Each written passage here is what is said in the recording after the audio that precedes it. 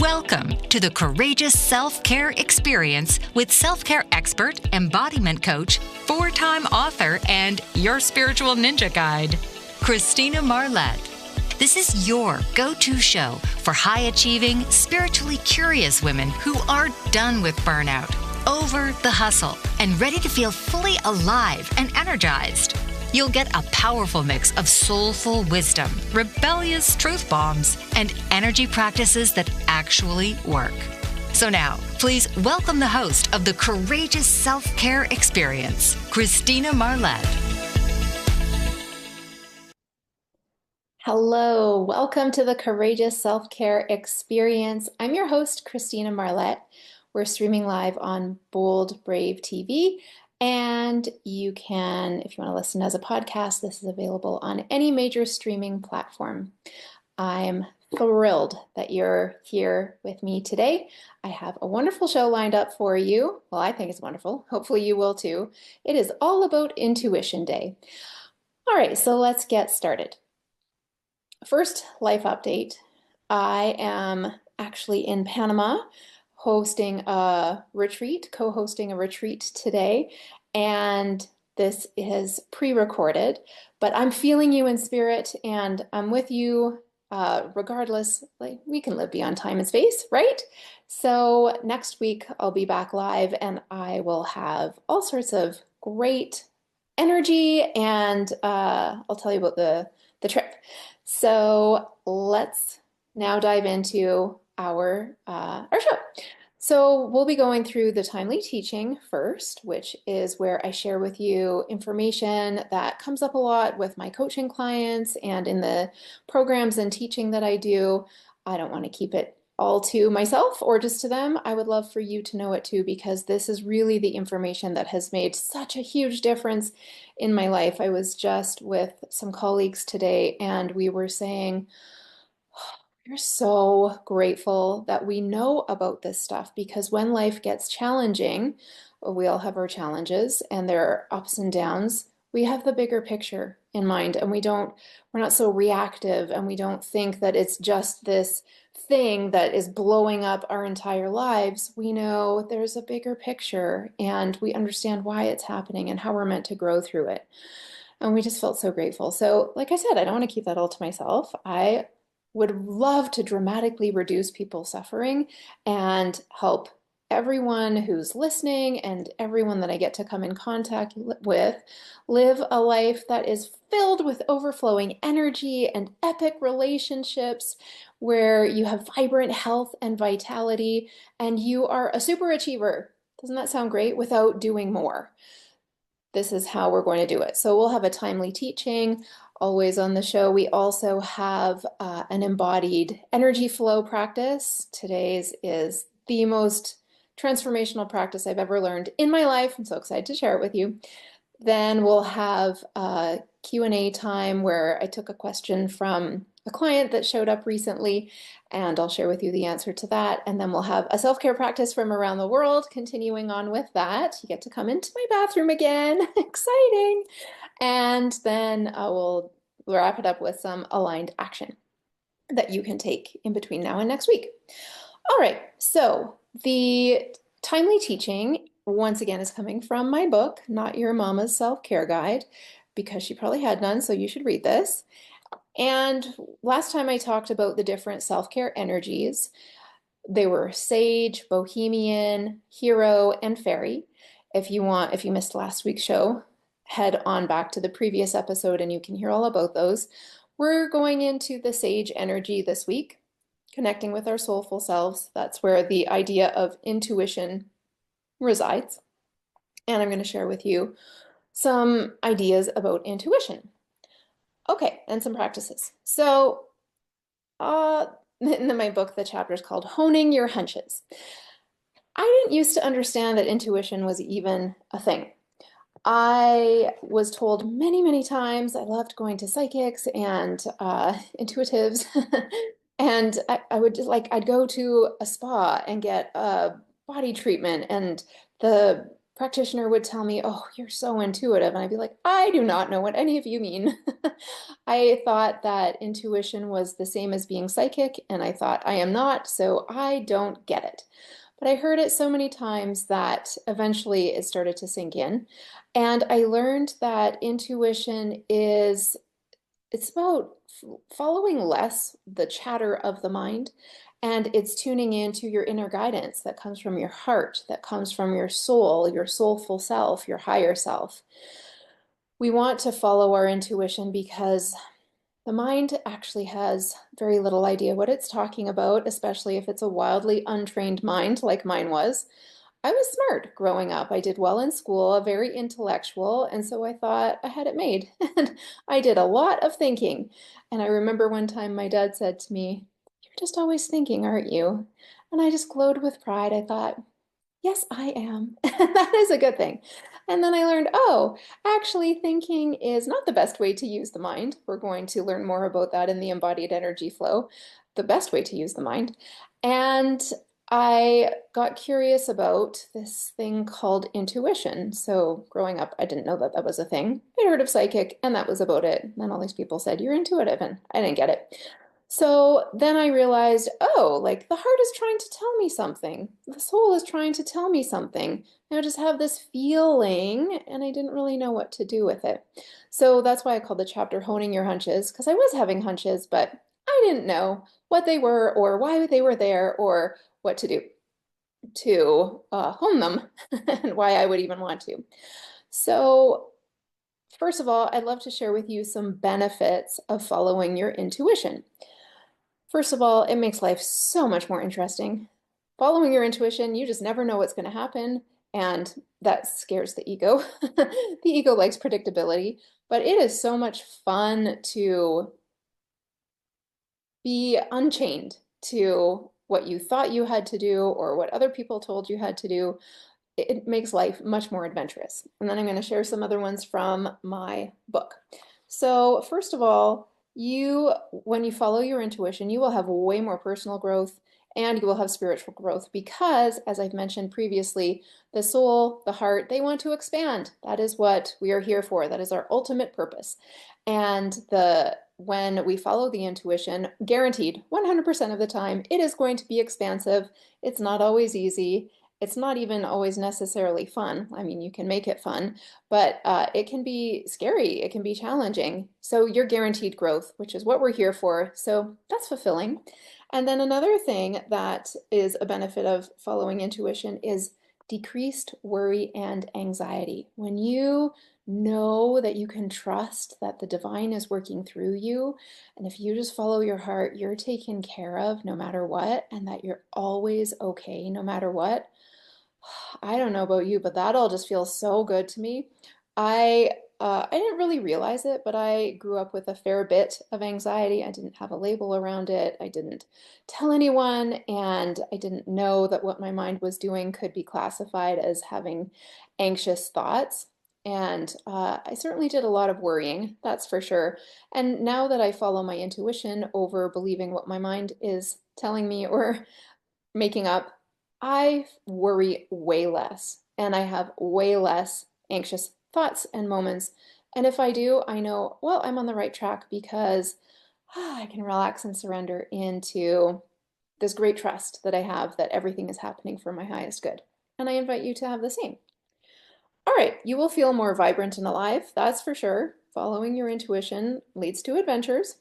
And you will live life with much more purpose because, as I said, our ultimate purpose here is to expand and grow. And so I'll talk another time, I'll go deeper into why we don't really have to figure out our purpose in the way that it is often taught. Yeah, we'll leave that for another time, but when you follow your intuition, you're living up to your ultimate purpose, which is fulfilling on every level. Also, you will have a greater ability to make decisions. Making decisions can be really challenging for a lot of people, and it might be the tiny little decisions like what to eat or what to put on that can be excruciating for many people. And then there's the big life decisions and everything in between. As you hone your hunches and strengthen your ability to trust your intuition and follow it, take action on it, you will notice that it gets easier and easier to make decisions. You can feel into it more effectively, and it all just works so much better. So that's another reason why anxiety and worry would be decreased, because you just trust that you're doing what you're being guided to do. Life also becomes magical and serendipitous. That's what I found anyways. I love a magical life. I love feeling supported by the universe. I love getting signs. I love when even like the littlest serendipity, I don't know if this has ever happened to you. This happens to me all the time. So I'll be reading something and then maybe a song is on or someone's talking, and the moment I read a word, I also hear it. Don't you think that's amazing? Has that ever happened to you? I think that is magical and so serendipitous. And the great thing about a fun little serendipity, that's what we call them in my family, a serendipity, like that is if everything's aligning to have that happen, like the chances of that happening, I can't even imagine the odds on that. I think it's almost impossible, but it happens all the time, to me at least. And so when something like that happens, you can trust that all sorts of other serendipities are also arranging themselves for you, but they might not be as obvious. But we have so much energy encouraging us in a forward direction to grow and expand, in an outer direction, I guess. So when you follow your intuition, life is magical and serendipitous. We also will have more delight in day-to-day life for the very reasons I talked about, and it's just fun. It's so fun to, like if you don't have a lot of fun in your life, start following your intuition more. And if you're like, I don't know how to do that, I will tell you, so not to worry. But yeah, I greatly value fun. That's why we have the fairy energy, and following intuition does make life fun. And it can make it, like I said, you need courage to follow your intuition, and it's not always the easiest, but we're here to grow and expand. So it's not meant to be blissful all the time. Well, I guess it could be blissful depending on your attitude. And for the most part, I mean, for most people, it's not blissful all the time. We have ups and downs, and then we get the bigger picture, and it's all good. Okay. And then we also, when we follow our intuition, we have more surrender in our lives and more allowing. Once I said to a client, it feels like there could be more surrender in your life. And he said, no, I'm not surrendering, never. And I said, no, not in that way. I'm not saying give up. I'm saying we don't have to be in control all the time. We don't have to micromanage our circumstances so that we will feel a certain way. We can decide how we want to feel and let life unfold as we follow our heart and our soul and our higher self. And when we don't have to control so much, oh, what a relief. You'll have so much more energy. That's what happened to me anyways. I didn't know it, but I was controlling everything. I didn't know that that's what my mind was doing. But yeah, I tried to control outcomes. I tried to control people. I tried to control circumstances. If there was something that could be controlled, that's what I was trying to do. And it never worked, but my mind had this fake semblance of being in charge, and it's not a fun way to live, and it's exhausting. So I work with a lot of clients who are experiencing burnout and exhaustion, and this is often a reason. It's because so much control. So when we relax into it, follow our intuition, and surrender and say, you know what, actually, my mind that is this size compared to infinite intelligence, probably this mind knows way less than infinite intelligence, so I don't have to be the manager of the universe, and I will trust that I don't have to know everything or believe everything that my mind says. And then we also will gain more trust in ourselves, which is so important for living a life where you do have overflowing energy and a fulfilling life and a life that you love. Trust in the universe, trust in yourself is essential. So when you follow your intuition, you're building your ability to trust in all those things. And then you will also feel more aligned and centered. So these are the benefits of following your intuition, honing your hunches, and I hope those feel good to you. Those are the kinds of things that I get to experience on a regular basis because I practiced. So that's why I wanted to share it with you. All right, so the last thing here before our break is that we all have, well, there are three intuition styles. And sometimes I come across people who say, well, I don't have any intuition because I can't visualize. And that is so not true. So let me tell you the three different intuition styles. This is what helped me understand how I was actually so intuitive. I just didn't know it yet because I didn't have these parameters. So the first intuition style is visual. You might see things in your imagination. You might be able to image and get images or symbols. So that is often what we think of when we hear about intuition or visualization. And then I come across so many people who say, well, I can't do that, so I guess I'm broken. No, that's not the case. There's two other styles. So some people have an auditory imagination or intuition style. And so they hear things, they will hear instructions, they will hear guidance. So that is another way. And then the third way, which I didn't know about at all, is a kinesthetic intuition. It's like a knowing, it's a feeling. And that's what I didn't know I had. And once I learned that, I had a hypnotherapist who told me that that's what was going on. And I realized, oh, I have feelings all the time. I have that knowing. So if I said to you, envision or imagine a fire, so the visual person would see a fire. An auditory person might imagine or hear the crackling of a fire, the roaring of a fire, and a kinesthetic person would feel the warmth of the fire, or they would just feel how they feel when they're by a fire. I'm thinking of a campfire, by the way. So it's very valuable to know that these are the aspects of intuition. Everyone has one way that is primary, and as you learn to hone and develop that and honor it and follow it, you will notice that the other ones also get stronger. So if you have been saying, my intuition, my imagination doesn't work because it's not this way, not to worry. It is working in another way. And when I learned that, it just opened up a whole new world for me. So I hope that's helpful for you too. All right, so we are going to go into our first break. This is the Courageous Self-Care Experience. Today we're talking all about intuition, and I'm your host, Christina Marlette. You're watching on Bold Brave TV, where we're streaming live, or maybe you're listening to a podcast. So we'll be back in a moment after this word from our sponsors. Welcome back. This is the Courageous Self-Care Experience. I'm your host, Christina Marlette. We are streaming on Bold Brave TV. All right, so next we're moving into our embodied energy flow section. I love the saying from Mary Morrissey, you don't really know it until your life shows it. And it wasn't until I started doing the practice that I'm going to share with you today that my life started to show everything that I thought I knew. We can know things intellectually, and if our life isn't showing it, like you can think happiness, you can think contentment, you can think prosperity, but if you're not experiencing that in your world, both inner and outer, then your life isn't showing it. So this practice, above anything else that I've ever learned, has created that experience for me. Like literally, I used to shake my fist at the sky and say, you know what, for all the effort I'm putting in, I'm doing all these self-care practices, I'm doing all these spiritual practices, I'm implementing everything I've ever learned. Honestly, I would imagine that I would be doing a lot better, that I would have better results, and I would just be so frustrated.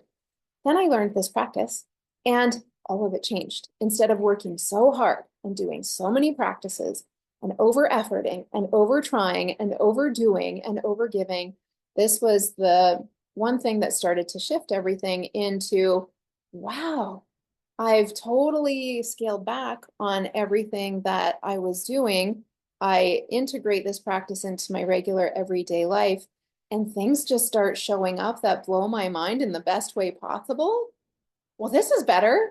And so it stopped all the over efforting and over trying and over giving and overdoing. So if that sounds good to you, I'm very excited to share this with you. It is a practice for embodiment. And embodiment means that we're going metaphysical as we do every time. We are bringing high frequency energy that resides outside of the physical body. We're bringing it into the body, and allowing it to take up residence in this space between the molecules so that you get to experience it in your life. So, for example, joy is a high frequency energy. If your physical matter is so dense that there's not room for that high frequency energy of joy, then joy will evade you. But when we do the practice I'm going to share with you, you will make space where before there was contraction or just non-awareness, non-consciousness. You make space, you consciously bring in the light of the divine, the light of universal love that heals everything, by the way. And then you experience joy because it's become embedded in your physical matter. That's embodiment. So you can think gratitude all you want, but when gratitude becomes embodied, it is an experience. It's not a thought. Same thing with any high frequency energy. So this practice I'm going to share with you is to help that energy of the divine flow through, become embodied, you radiate it out, and then more of that has to come back to you because of how the quantum world works. Ready to learn it? I hope you're excited. This is the biggest gift, the most transformational tool I have ever learned. I've done it every day since I learned it, and I just continue to watch my life get better and better in every way. Okay, so it is a breathing practice, and when I first heard that there were breathing practices, I thought, that is so dumb. Why would anyone need to learn how to breathe? Like you inhale, you exhale, repeat. I thought that's what breathing was. And oh, young grasshopper, I just didn't know anything. So when I got more humble and realized, oh, I don't know everything, I was ready to learn breathing practices. And this one in particular I had learned quite a few breathing practices up till this one, and they were all the kinds of practices where you had to take time out of your day to do them. And they were not on the go type thing. So what I love about this particular practice is that we get to do it out and about. We can do it while seated in stillness and silence, but you can also do it while driving. You can do it while having conversations. I do it all the time when I'm with clients. You can do it while you're walking. Like there's no time when you wouldn't be doing this. So valuable, amazing for the high achiever or the super achiever who wants to be more conscious and aware and present. This is how you do it. All right, so it's called central channel breathing. I learned it from my mentor, Dr. Sue Morter, and I'll share it with you first, and then I'll share a little bit about why it's so effective. So first of all, we are going to be following the breath through the body with the mind. This is the ultimate use for the mind. And this might be brand new information to you like it was for me when I first heard it. I didn't even know what it meant. So you're going to use your mind to imagine where the breath is moving through. And we're also going to go outside of the body. So we're going to go up 2 feet below the top of the head. So if you snap your finger and thumb, if you extend your arm overhead and snap your finger and your thumb, that's where we're going to be breathing to. And then we're also going to connect 2 feet below us in the earth. So this breathing practice is grounding, this breathing practice is elevated, it's uplifting, it's everything in one practice. All right, and there are some nuances to it, but I'll teach you or share with you the very most basic version of it that you can do anytime because it's relatively simple. Now, the mind needs to be trained in this way in order to be used in its best capacity.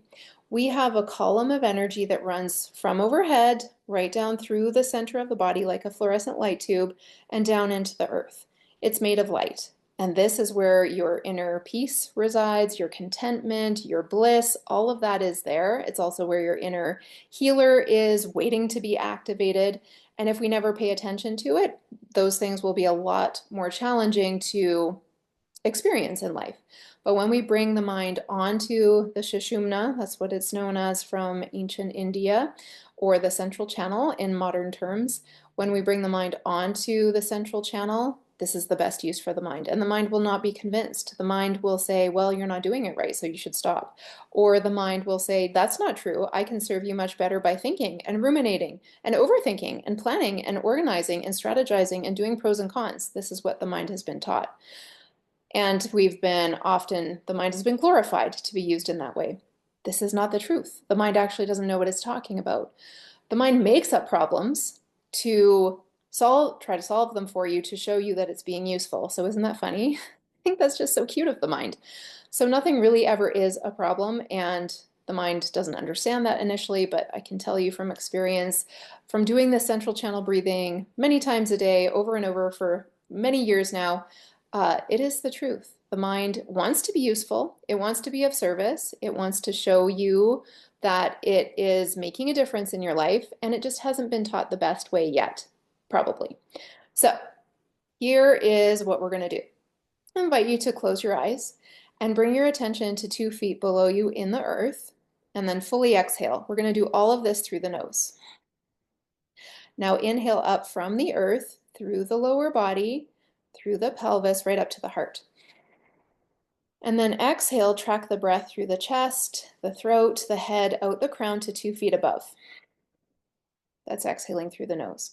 Then inhale back down from overhead, through the crown, through the brain, through the throat, into the heart.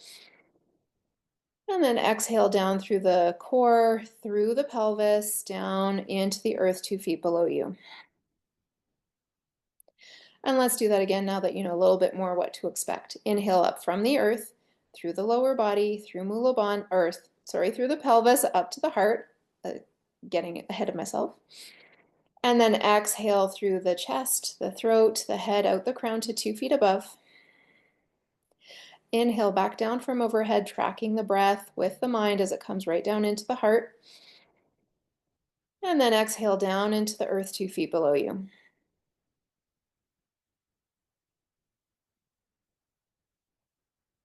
And then just return to breathing normally. And before you open your eyes, pause and notice how you feel. Just notice what you notice, what's present, what's absent. Use your mind to be a curious explorer of your inner world in terms of sensation and feeling.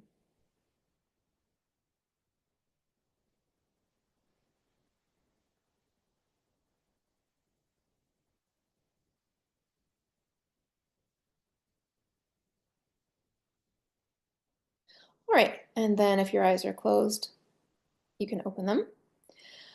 So this is called central channel breathing. We're connecting the laser focusing ability of the mind to the breath, to the body. When we unify mind, body, and breath, this is the only way that transformation can happen. And if you are wanting transformation in your life, conscious breathing, which is what we're doing here, absolutely must be a part of it. There's no way around it. That is how you do it. I mean, you could do it, that will take decades and decades. It won't be conscious. And it will take a long time for transformation. That's living without conscious breath. When we bring the mind, so the mind has the ability to laser focus. Usually we use that laser-like ability to focus on, why did he say that? Why did this happen? What about this? This is going wrong. You know, overthinking and ruminating. You can tell how the mind has this ability to laser focus. Or if you have kids, if they don't come home at the time that you agreed, the mind has a laser ability to focus on worst case scenarios. So we want to retrain the mind to find the highest self, this big expansive version of ourselves that resides in the central channel, to experience transformation. And when I say transformation, however your life is now, it means getting better in every way possible. And I don't think there's anyone who doesn't want that. So it can be better physically, it can be better emotionally, mentally, spiritually, connection-wise. Every part of life gets better when you do this central channel breathing. So I think next time I'll share with you the nuanced version. For this week, the invitation is to practice bringing your mind onto the breath, moving up and down through this central channel. And you might have noticed that we do the exchange at the heart. It's always through the nose. So sometimes people say, well, what if my nose is blocked? Well, we do want to, as much as possible, this will actually unblock your nose. And it improves all of the functioning of all of your systems for so many reasons. And one of the primary reasons is that we're activating that inner healer. So your body is meant to be able to heal itself. And the breath is the way that we do that, because when we're breathing in up and down this central channel, what we're breathing up and down is light.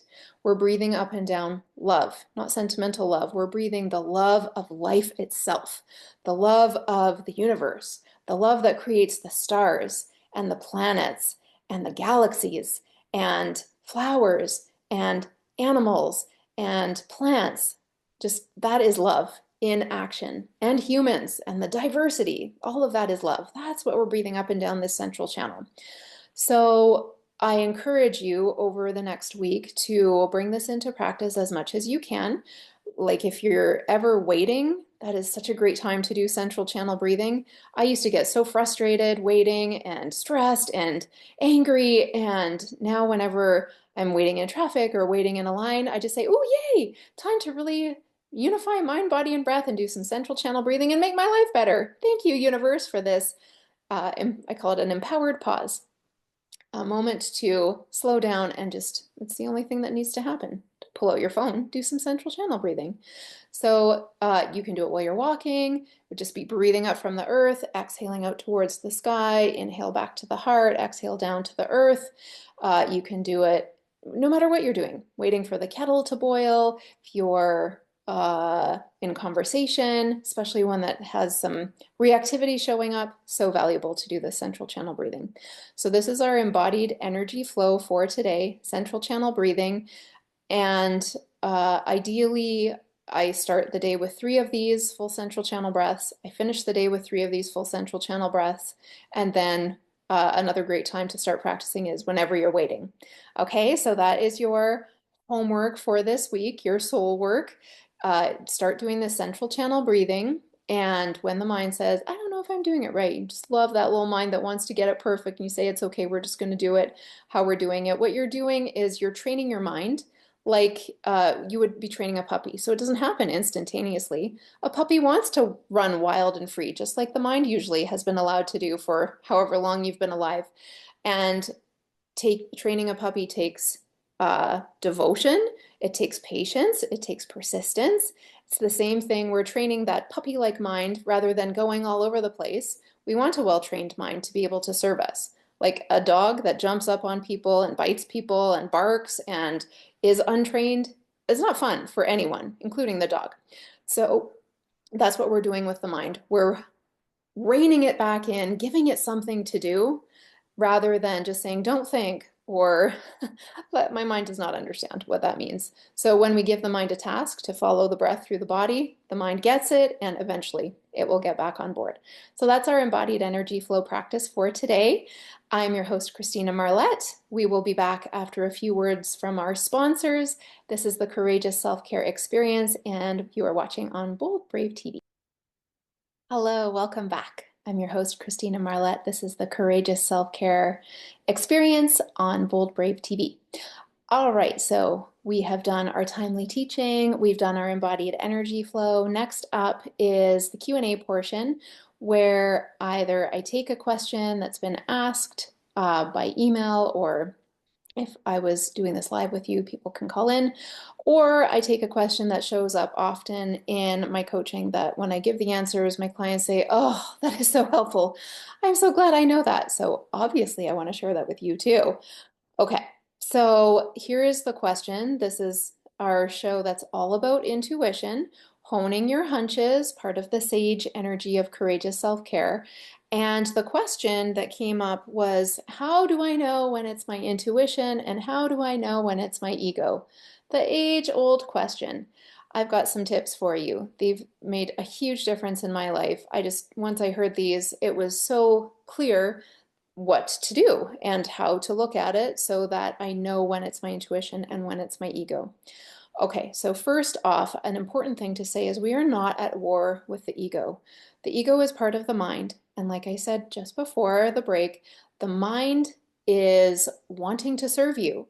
And the best way it knows how is through the ego trying to keep things the same and familiar, because when things are familiar, that equals safe to the ego. So it thinks it's doing a great job of protecting you. Now, that is the smallness of that ego part of the mind. The heart and the soul and the higher self, they want to expand. That's how we are in alignment with our purpose and the universe. we're not at war with the ego. We want to love the ego and make it feel so enveloped and embraced that it knows that it is also made of love. So an older version of this teaching is you're at war with the ego, you've got to fight it, you've got to quell it and put it into submission. No, no, that's not how we roll. We want to pour love into it because love is the highest vibration. It dissolves anything that's not a vibrational match, including the ego. We want the ego, the mind, to be able to support us and be our humble servant rather than running the show. Now, having said all of that, there are some ways to know when it's your ego and to know when it's your intuition. The first way that I learned from a speaker, that I'm not sure of her name anymore, I loved this teaching.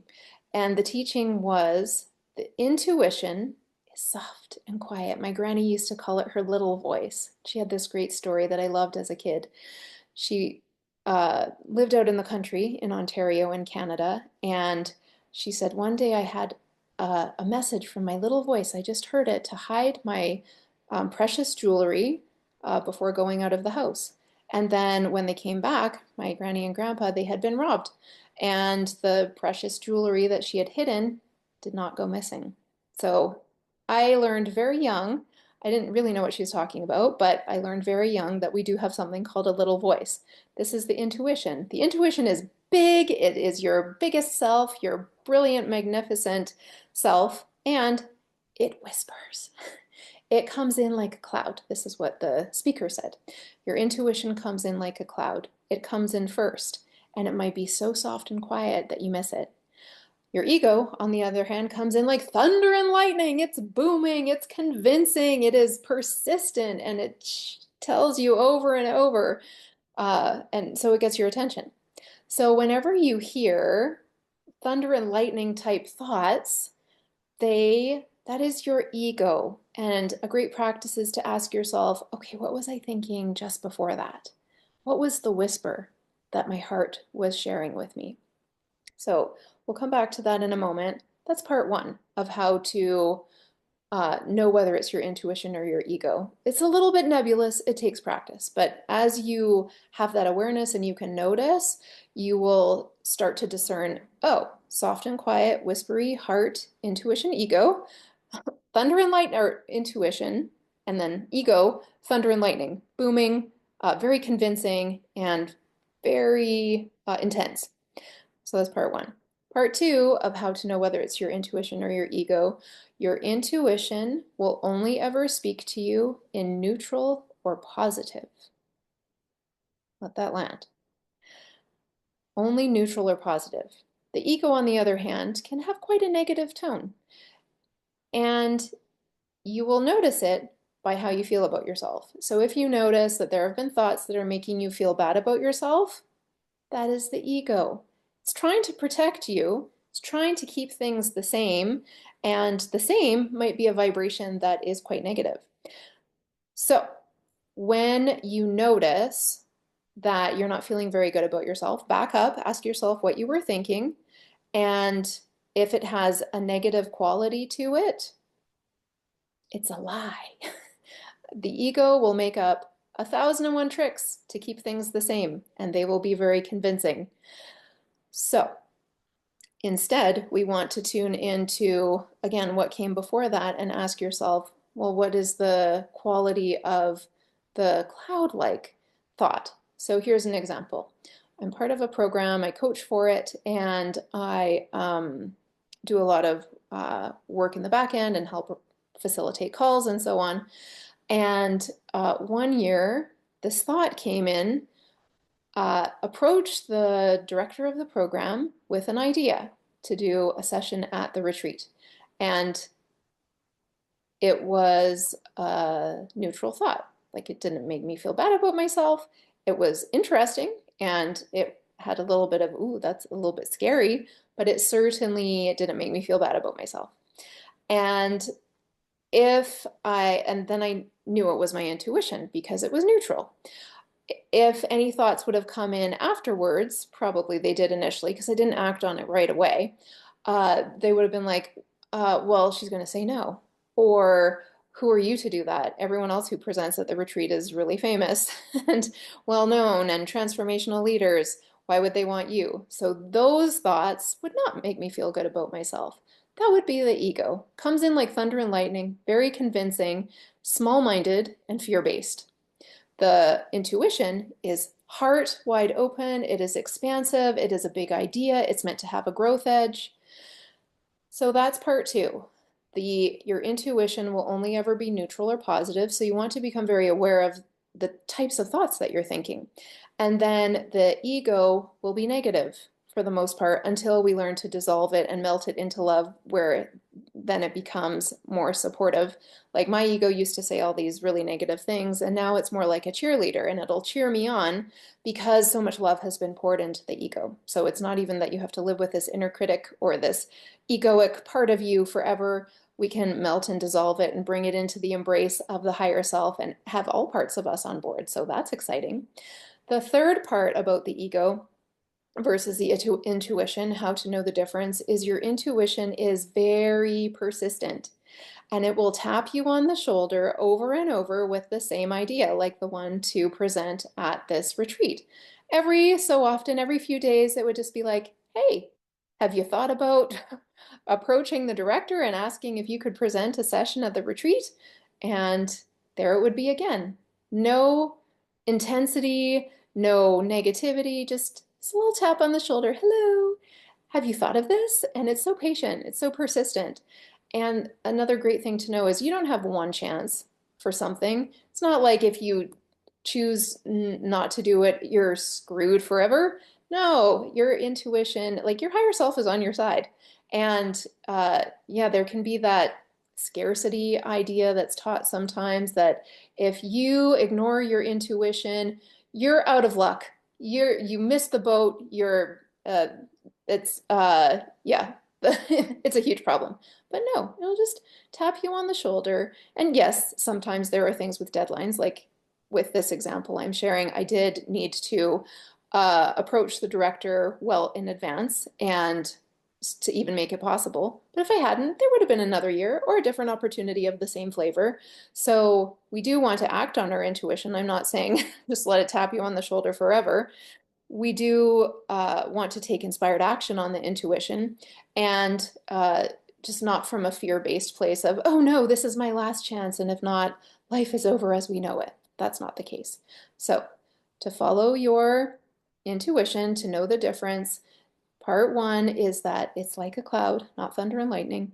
Part two is that it is neutral or positive, not negative, won't make you feel bad about yourself. And part three is your intuition is persistent and it will keep showing up over and over because it wants you to grow and expand. So that is that. We have one more portion coming up after our word from our sponsors. So self-care practice from around the world, get to come into my bathroom, and then we'll do our aligned action. So I'm your host, Christina Marlette. This is the Courageous Self-Care Experience on Bold Brave TV. We'll be right back after this last word from our sponsors. Hello, welcome back. I'm your host, Christina Marlette. This is the Courageous Self-Care Experience, and we're going into a self-care practice from around the world. All right, so this comes from ancient India through the philosophy of Ayurveda. It is the science and philosophy of right living. And this practice is called dry brushing. I've done this every day for years. It feels so good and it has a whole bunch of benefits. So I will share them with you. I've got my notes here. So this practice is called Garshana. And you can either use silk gloves. I just ordered some. I'm so excited for them to come for when I'm traveling. Or you can use a brush, a dry brush with a long handle. That's what I've been using for years. So it's so good for you. It promotes lymphatic drainage and cleansing, and it supports the natural detoxification of the body. It's especially beneficial for people who feel lethargic or sluggish or have like constipation or anything that where the energy feels bogged down or yeah, just low energy. This will help stimulate all of it. It gets your circulation going. It helps your blood flow more effectively. It helps with digestion and it boosts your metabolism. Like, doesn't this sound amazing? It helps your lymph your lymphatic system function more effectively. It boosts your immune system so you stay healthier. It is, what else does it do? It stimulates areas that tend to accumulate cellulite. It makes that better, so that's exciting. And it also improves your skin texture, your luminosity, your suppleness, such juicy words, and it helps reduce the effects of stress, and it increases your muscle tone. Not only that, it also helps with mental clarity, and if you've got any dullness there, ta-da, it will make it feel all of that work so much better. And this is one of the things that gets me out of bed in the morning. I know that within a few minutes I'm going to be doing my dry brushing, and I know I'll feel very much awake after that's done, and it feels fantastic. So a few tips for it. In the video, I'm wearing clothes. You wouldn't wear clothes to dry brush your skin. And but this is not that kind of show, so clothed we are, or I am. And you always brush towards the heart, and that is the direction of the lymphatic system. And then I was reading some tips on it. It's a good idea to do it inside the shower so the flakes of skin don't fly everywhere once you are doing it. And you go circular over the joints and then long strokes over the limbs. And then if you're doing circular, clockwise is the direction to do it. So let's move into the how-to video. You're welcome to join me in my bathroom. And here we go. Well, that was fun, wasn't it? So now you know how to dry brush. I highly recommend incorporating it into your morning routine. All of those reasons will make it feel so good and do so much good for you. All right, so now our last portion here, taking aligned action for the week. So this is like your homework, but it's fun. It is beneficial and it will transform your life and make it better and better. So first off, central channel breathing. I think that would be a great thing to do. First thing in the morning, do 3 breaths. At the end of the day, do 3 breaths. And then whenever you're waiting, those are great times to start with your central channel breathing. Next week, we'll add the nuances to it to make it even more impactful. And I also recommend going back to the last few episodes and doing the affirmative stretching that I shared with you. That also is embodied energy flow, getting your mind, body, and breath all working simultaneously so that you have overflowing energy. I invite you to leave a question or a comment or a review on whichever platform you're watching. And if you have questions, I can answer them during the show about any of the practices that I've shared. If you liked it, then you might consider, if you're on a platform where you can like it, then please do.